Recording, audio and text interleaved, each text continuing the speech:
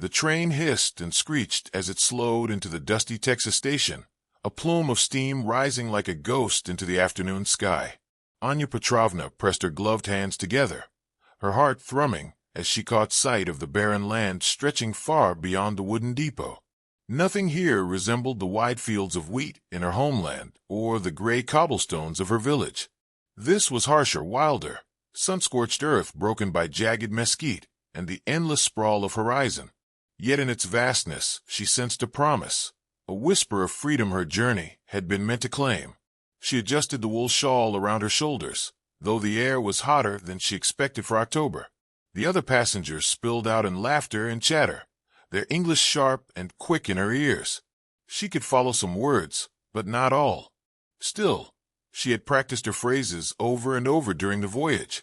She had believed, fervently, that language would not be her prison.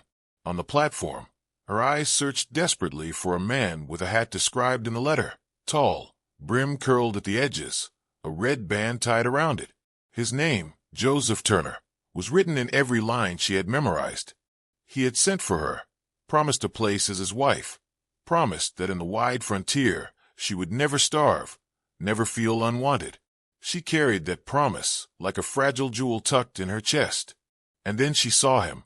A man stood by the post, had just as she had pictured, coat dust-stained from ranch work. He was sturdy, plain-faced, his eyes narrowing as hers met his. Relief flooded her, and she hurried forward, suitcase bumping against her skirts.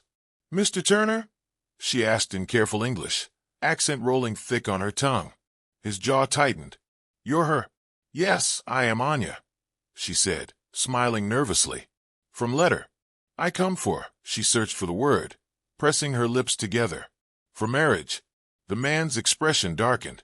He studied her as though she were a horse at auction, then shook his head sharply. "They didn't tell me you'd sound like that.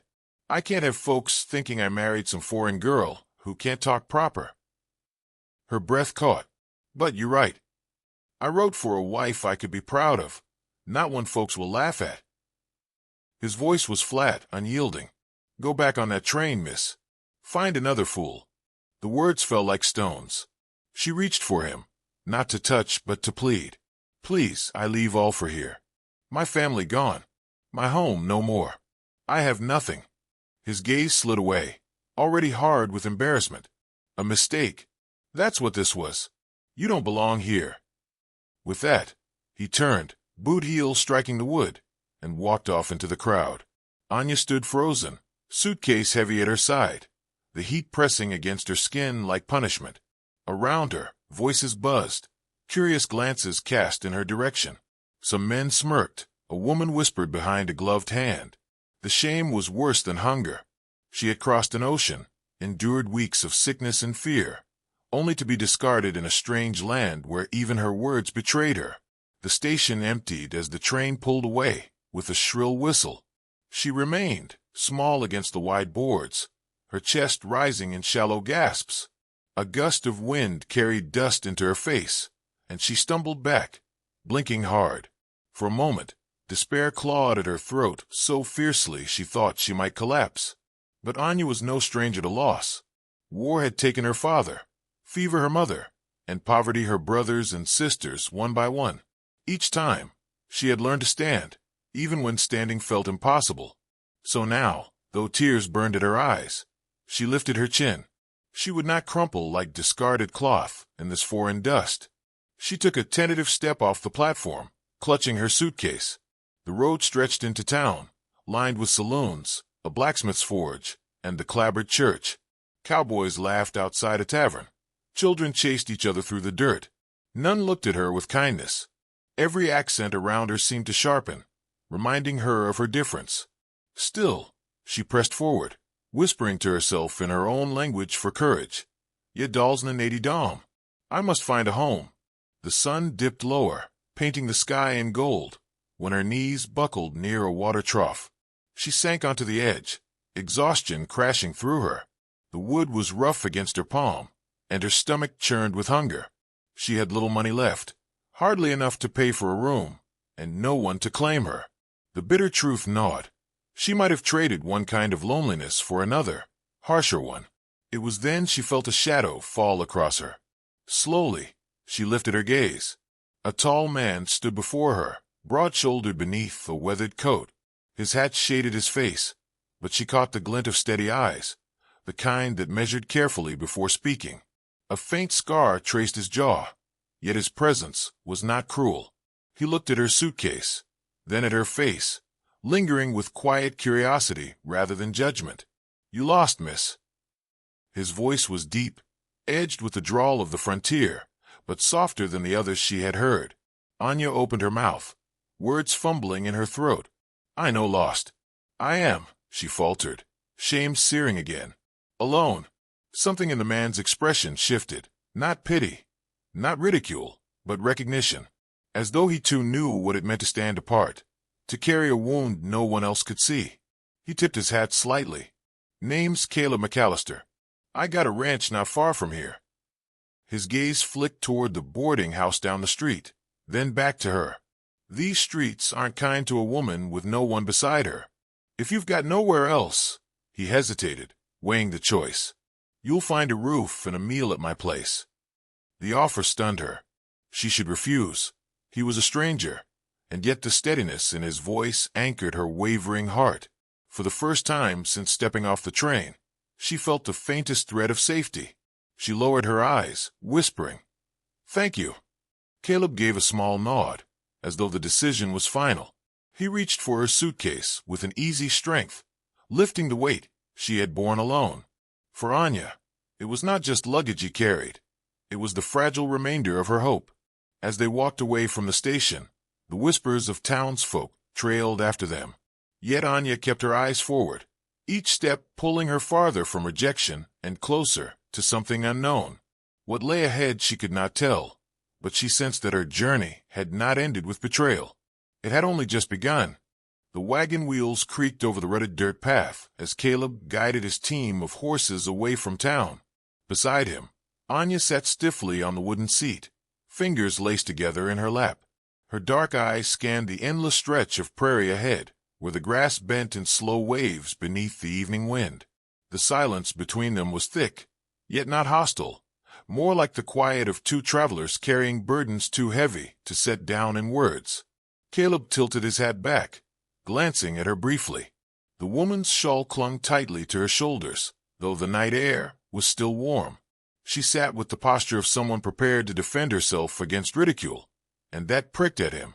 He had seen her humiliation at the station, how Turner's rejection had left her stranded like an unwanted parcel. Caleb didn't consider himself a rescuer, but something in the way she had whispered alone had struck deeper than he cared to admit. "You'll find my place plain," he finally said, breaking the quiet. "Not much more than a house, a barn, and too many cows. But it'll keep you fed and give you shelter." Anya turned her head, searching his face as though trying to decide if he was mocking her. When she saw no jest, her lips parted in a small, relieved breath. "Plain's good," she said carefully. Her accent softened the words, stretching vowels, but he caught them well enough. The road wound on until lantern light flickered from the McAllister ranch. The house stood weathered but sturdy, built with Caleb's own hands after his father's passing. A tired windmill creaked nearby, and a pair of dogs barked before recognizing their master. As the wagon rolled to a stop, Anya's eyes widened, not with disappointment but wonder. To her, even a modest ranch seemed like a fortress compared to the hunger and emptiness she had left behind. Caleb helped her down, her small hand trembling against his rough palm. She pulled back quickly, almost embarrassed, then followed as he carried her suitcase inside. The interior smelled faintly of pine wood and smoke. A fire flickered in the hearth, casting long shadows across the simple furniture. "You can use the spare room," Caleb said, setting the suitcase by the doorway. "It's not much, but it's yours as long as you need it." Anya placed a hand on her chest, bowing her head slightly. "You give kindness." She struggled with the next phrase, frowning as though her tongue betrayed her. "Most no give." Caleb shrugged, uneasy with praise. "World's hard enough without people making it harder." He left her then, giving space, though her quiet gratitude followed him like a prayer. The days that followed unfolded with surprising rhythm. At dawn, Caleb worked the cattle, mending fences and riding the pasture. Anya, though unfamiliar with ranch life, insisted on helping. She washed clothes, mended torn shirts, and learned quickly how to bake with the limited supplies in his pantry. Once, when she carried bread to the table, she smiled shyly and said, "Not like home bread, but maybe not bad." Caleb, tasting the warm crust, found himself nodding more than necessary just to see her smile linger. Still, not everything was simple. Language remained a wall between them. She spoke in halting phrases, often biting her lip in frustration when she could not express herself. Caleb, patient though often gruff, learned to listen between her words, to catch meaning in her eyes. More than once he found her whispering Russian prayers by the window, her voice lilting with sorrow. He never interrupted, though the sound stirred something protective in him. But beyond their growing bond, the world outside judged differently. News of the mail-order bride, who had been turned away, spread quickly through the nearby town. Men at the saloon sneered about foreign girls, and women muttered that Caleb must be desperate to keep her. One afternoon, at the general store, a rancher's wife remarked loud enough for all to hear, "Imagine bringing that poor creature home. She'll never be one of us." Caleb's jaw clenched, but Anya bore the insult silently, her cheeks burning as she turned away. Later, back at the ranch, she asked softly, "Why they hate?" He struggled for an answer. People fear what they don't understand, and sometimes it's easier to mock than to welcome. He paused, his voice low. "Don't you go carrying their shame, Anya. That belongs to them, not you." Her eyes shimmered at his words, though she said nothing. One evening, as dusk painted the horizon in fire, Caleb returned from the range to find Anya kneeling by the barn. She was cradling a calf that had slipped through the fence and cut its leg on barbed wire. Her hands, small yet steady, pressed cloth against the wound, murmuring softly in her native tongue. The calf, comforted by her voice, stilled. Caleb crouched beside her, watching. "You've got a gift," he said quietly. Anya glanced up, startled, then shook her head. "No gift, just heart." But he saw it then, the gentleness in her, the resilience that turned sorrow into compassion. Something stirred deep inside him, an ache he had long buried, since losing his wife years ago. He had sworn never to open that wound again. Yet here, with this woman no one else wanted, he felt the fragile stirring of hope. Later that night, as she placed the mended cloth back in the basket, he caught himself whispering, almost without meaning to, "You're an angel, Anya. Heaven knows I didn't expect one to walk into my life, but here you are." She froze, her hand trembling against the fabric. Slowly, she lifted her gaze, searching his face for truth. "Angel," she repeated, the foreign word heavy on her tongue. He nodded. "Yes, my angel." For a long moment, silence filled the room, broken only by the crackle of the fire. Then, with the faintest smile, she pressed her hand to her chest, as though sealing the word inside. "Angel," she whispered back, as if she had finally found a name she could carry without shame. Yet peace was fragile. Caleb knew whispers in town would grow sharper, and Anya still faced loneliness each time her accent marked her as an outsider. The ranch, though safe, could not shield them forever. Still, as he watched her by the fire that night, her eyes glowing with quiet strength, Caleb felt certain of one truth. He had not rescued her. She had rescued something in him. The days ahead would demand choices, perhaps even battles. But in that moment, he allowed himself to believe that love could rise from rejection, and that even in the harshest frontier, an angel's presence might heal what had long been broken. The days at the McAllister Ranch passed with a rhythm that was almost deceptive in its simplicity. Sunlight poured over the open fields, painting them gold by morning and crimson by dusk. Anya worked steadily alongside Caleb, her presence filling corners of the house that had long stood silent. The fire crackled warmer when she knelt beside it. The air carried a softer weight when her laughter, rare but genuine, broke free in quiet moments.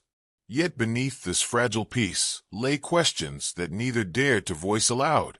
Caleb often caught himself studying her when she thought herself unnoticed.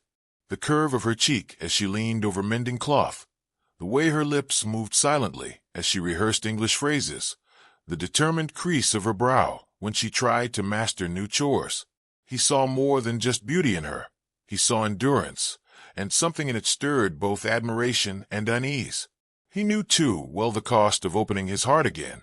One evening, as they sat at the table with only the fire for company, Caleb finally asked the question that had been gnawing at him. "Anya, why did you come here? Why leave your homeland and travel across an ocean for this?"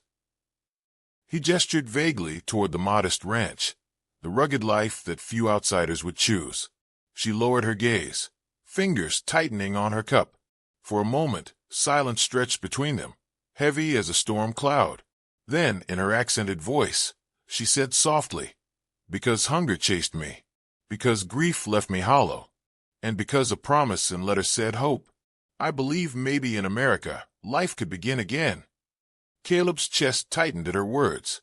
He had expected something practical, perhaps even resigned, but there was a raw vulnerability in her confession that pierced through the barriers he had built. "Has it begun again?" he asked carefully. Her eyes lifted to his, shimmering with unspoken pain. "Maybe, but always. I feel stranger, not belong, like shadow beside real people." The ache in her tone settled deep in him. He reached across the table, resting his hand over hers. She startled at the contact, but did not pull away. "You're not a shadow here, Anya," he said firmly. "Not to me." Still, the outside world intruded with relentless persistence. One afternoon, as Caleb loaded supplies at the general store, he overheard two men muttering by the doorway. "McAllister must be touched in the head," one sneered, taking in some foreign cast-off, parading her like a prize. "Won't last," the other replied. "Women like that never do. She'll run, or he'll come to his senses."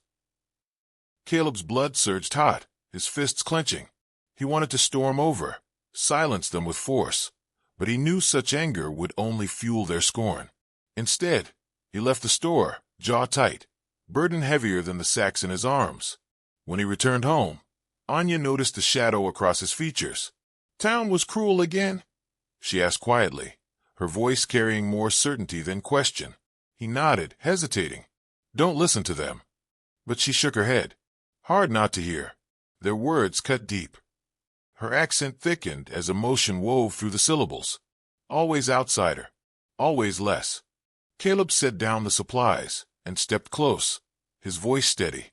"You're not less, Anya. Those men wouldn't recognize worth if it bit them. You've got more strength than half the ranchers I know." She blinked, startled by the intensity of his defense. For a moment, the heaviness between them broke, replaced by something warmer, steadier, like a rope tightening to bind them closer. But their greatest trial came not from whispers, but from within. Late in summer, a fierce storm swept across the plains. Rain battered the roof, wind howled through the cracks, and lightning split the night sky. Caleb fought to secure the barn doors, while Anya worked frantically inside to calm the animals. A terrified horse kicked against the stall, striking her shoulder and sending her sprawling. When Caleb rushed in, he found her struggling to rise, pain etched across her face. He gathered her into his arms, heart hammering with fear. "You could have been killed," he shouted, his voice breaking. Her breath came ragged. "I try help. I'm not afraid." He held her tighter, torn between anger and relief. "Don't you understand? If something happened to you—" His words faltered, unfinished. Anya looked up at him, eyes wide despite the pain. "If something happened, you care?" Caleb's silence spoke louder than any admission. The truth was laid bare in the way he clutched her, in the way his hands trembled against her skin. He cared more than he had dared to admit, more than was safe for a man who had sworn never to love again. When the storm finally eased, Caleb tended her bruises with gentleness that surprised even him. She winced but did not complain, watching him with quiet intensity. At last, she whispered, "You guard your heart, like fortress." "Why?" He froze, the question striking deeper than she could know. Slowly, he answered, his voice low. "Because once I opened it. Once, I gave everything I had to a woman I loved. And when she died, it near destroyed me. I swore I wouldn't go through that again." Anya's hand reached for his, hesitant yet steady. But to live with heart closed is like live half-life. Better pain than empty. Her words sank into him, both terrifying and liberating. He looked at her, seeing not just the woman before him, but the chance for a different future. The walls around his heart cracked, if only slightly. Yet even as feelings deepened, obstacles remained.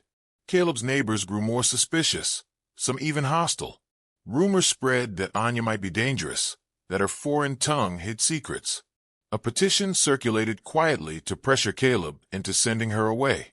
When he learned of it, his fury nearly boiled over. That evening, he told Anya what he had heard. Her face paled, her hands trembling as she gripped the edge of the table. "They want me gone," she whispered. He nodded grimly. "But I won't let them drive you out. This ranch is as much yours as mine now." Her eyes widened at his words, as if she scarcely dared believe them. For the first time since stepping foot in America, she felt the possibility of belonging, not just as a guest, but as someone chosen, someone defended. The night stretched long, filled with quiet conversation, shared silence, and the weight of unspoken choices. Caleb knew the trials of the heart were far from over. The world would not surrender easily, and Anya's path toward acceptance would demand courage from them both. But as dawn broke, painting the sky in pale gold, he realized something profound. Whatever storms lay ahead, he no longer feared them alone. For in Anya's presence, in her strength, and in the fragile trust growing between them, Caleb had found more than companionship. He had found the stirring of love that refused to be silenced. And though trials would test them, he knew at last, his heart was no longer a fortress. It was a home she had begun to enter. Autumn spread across the Texas plains, with a beauty both sharp and fleeting. The fields blushed gold under the harvest sun, and the wind carried the scent of mesquite and dry earth. For Caleb and Anya, the ranch no longer felt quite as lonely, though the world beyond its fences remained restless. Rumors still circled. Neighbors still watched with suspicious eyes. Yet within those wooden walls, a fragile sanctuary grew, woven not by perfect understanding, but by shared work, laughter, and silences that spoke volumes. Anya's English improved slowly, shaped by determination rather than ease. Some words still tangled on her tongue, yet she no longer feared trying. Caleb corrected her gently, his patience surprising even himself.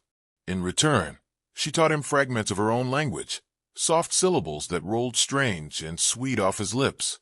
The lessons became more than practice, they were bridges, threads stitching two distant worlds closer together.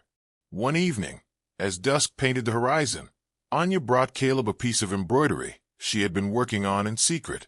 The cloth bore careful, uneven stitches forming the image of two hands reaching across a field of stars. She held it out shyly, her cheeks warm with color. "For you," she whispered. Caleb traced the rough threads with calloused fingers, something tightening in his chest. "It's beautiful," he said, though the word felt too small. She looked at him then, eyes steady. Hands find each other, even if sky-wide, even if words few. Her meaning pierced deeper than any polished phrase could. For the first time, Caleb felt the vastness of what she offered. Not just gratitude, not just companionship, but a kind of love that reached beyond their differences, beyond the fear of belonging. Yet love, however fierce, could not erase the judgment of others.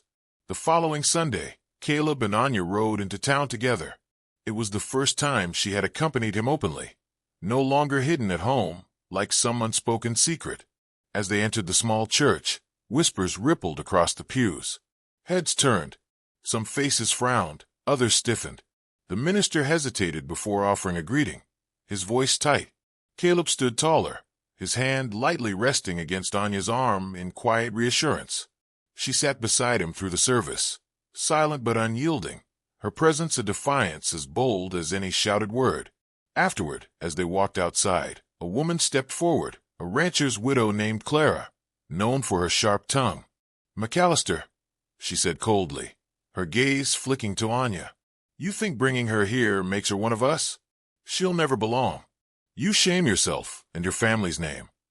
The sting of her words landed heavy. Anya stiffened, her eyes lowering, shame threatening to bury her. But Caleb's voice rang clear, carrying across the gathered crowd.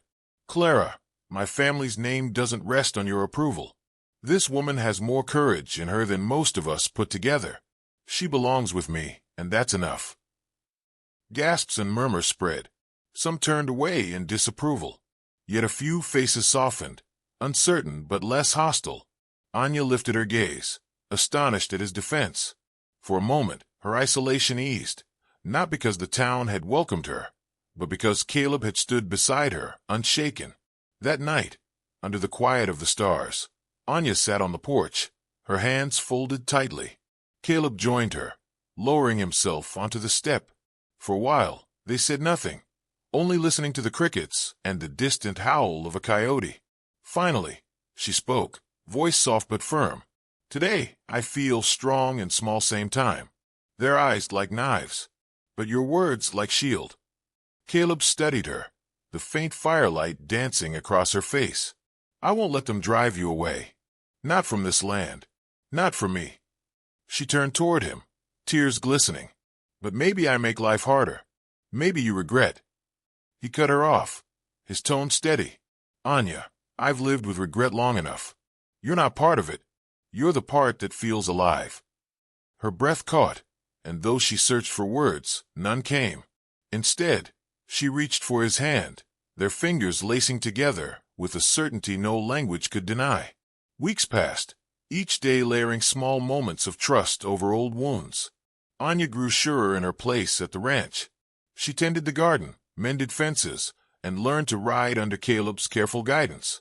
Caleb, in turn, rediscovered laughter, discovered what it meant to lean on someone after years of solitude.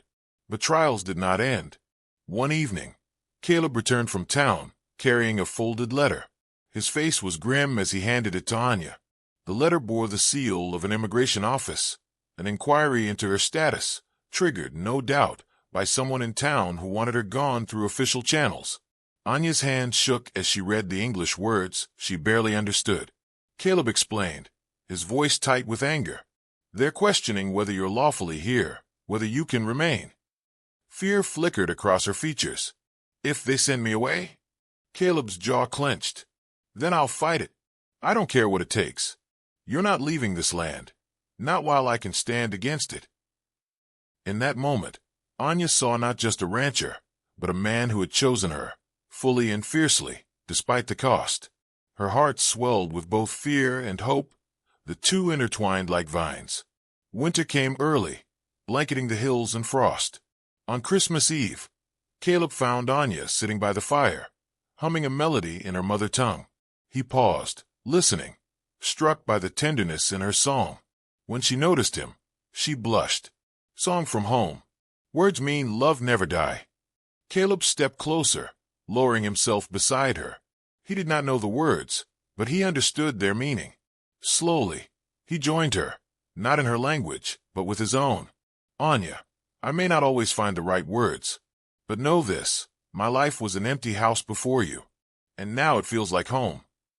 Her eyes filled, shimmering in the firelight. She leaned into him, her forehead resting against his. No vows were spoken, no grand ceremony bound them. Yet in that quiet moment, with only the fire and the winter wind as witness, a promise formed, silent, unshakable, beyond words. Their trials were not ended, nor their battles won. The town's doubts would not vanish overnight. Papers might demand answers. Prejudices might return like storms on the horizon. But Caleb and Anya had discovered something stronger than the weight of suspicion.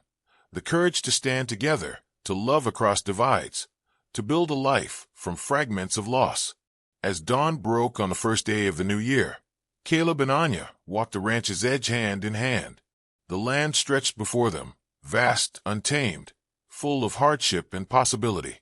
For the first time, neither feared the path ahead. Whatever trials awaited, they knew their love did not depend on words or approval. It was written in every shared glance, every clasp of hands, every step they took side by side. It was, at last, a love beyond words,